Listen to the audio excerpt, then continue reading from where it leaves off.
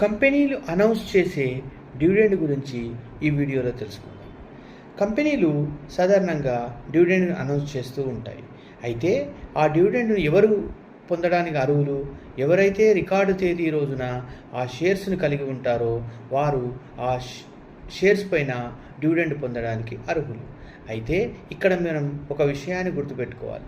Record తేదీ తర్వాత ఆ డివిడెండ్ ఎంత మొత్తం ఉందో అంత మొత్తాన్ని షేర్ ప్రైస్‌లో నుంచి అడ్జస్ట్ చేయడం జరుగుతుంది. అంటే తగ్గించడం జరుగుతుంది. ఉదాహరణకు ఏదైనా ఒక కంపెనీ నిన్నటి రోజున రికార్డ్ డేట్ అనుకుంటే ఆ కంపెనీ యొక్క షేర్ ప్రైస్ నిన్నటి రోజున ₹500కి ట్రేడ్ అయింది అనుకుంటే, ఒకవేళ ఆ కంపెనీ ₹50 డివిడెండ్ అనౌన్స్ చేసినట్లుగా భావిస్తే ఈరోజు ఆ కంపెనీ యొక్క మార్నింగ్ షేర్ ప్రైజు 450తో ఓపెన్ అవుతుంది. అంటే దీని అర్థం ఏమిటి? మనము కంపెనీ యొక్క డివిడెండ్ ఎంత ప్రకటించిందో అంత మొత్తాన్ని షేర్ ప్రైస్‌లో అడ్జస్ట్ చేయడం జరుగుతుంది.